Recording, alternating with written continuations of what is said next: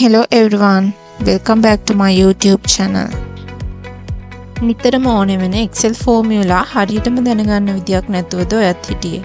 එහෙනම් මේ වීඩියෝ එක ඔයාට. ඉතින් මේ වීඩියෝ මාලාව හරහා මම ඔයාලට කියලා දෙන්න හදන්නේ කොහොමද අපිට නිතරම අවශ්‍ය වෙන Excel formula නිවැරදිව භාවිත කරන්න කියලා. වීඩියෝ එකට යන්න කලින් channel එක subscribe කරන්නත් අමතක කරන්න එපා.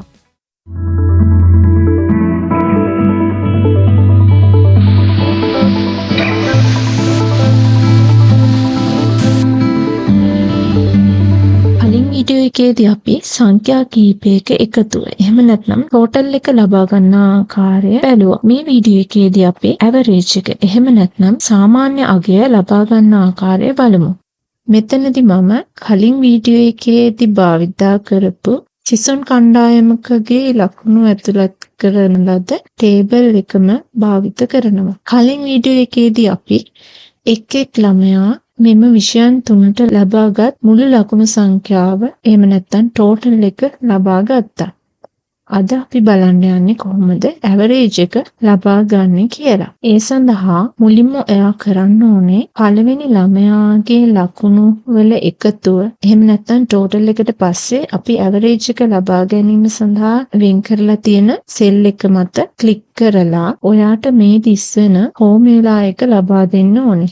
මෙතනදිත් අපි කලින් වීඩියෝ එකේ එකතුව ලබා ගැනීම සඳහා ලබා දුන් ෆෝමියුලා එකට සමාන ෆෝමියුලා එකක් තමයි ලබා දෙන්නේ. එහිදී පෙර පරිදිම සමාන ලකුණ average වරහණක් ඇරලා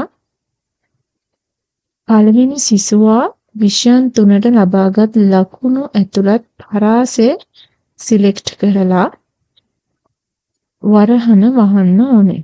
ඊට පස්සේ enter බටන් එක එක්වරක් ප්‍රෙස් කරන්න ඕනේ. මේ විදිහටම අනිත් ළමයින්ගේ ලකුණු වල සාමාන්‍ය අගය ලබා ගැනීම සඳහා පෙර පරිදිම fill handle එක මත ඩබල් ක්ලික් කිරීමෙන් ඔයාට ඔටෝමැටිකලි අනිත් ළමයින්ගේ සාමාන්‍ය අගයන් ලබා ගන්න පුළුවන්කම ලැබෙනවා. එතකොට ඔයාට පේනවා මෙතනදී දශම ස්ථාන කිහිපයකට තමයි අපිට මේ අගයන් ලැබෙන්නේ. නමුත් අපිට දශම ස්ථාන ගණන අඩු කර ගැනීමට අවශ්‍ය නම් home tab එකෙහි numbers යටතේ ඔයාට දකින්න පුළුවන් decrease decimal කියලා ඔප්ෂන් එකක් තියෙනවා.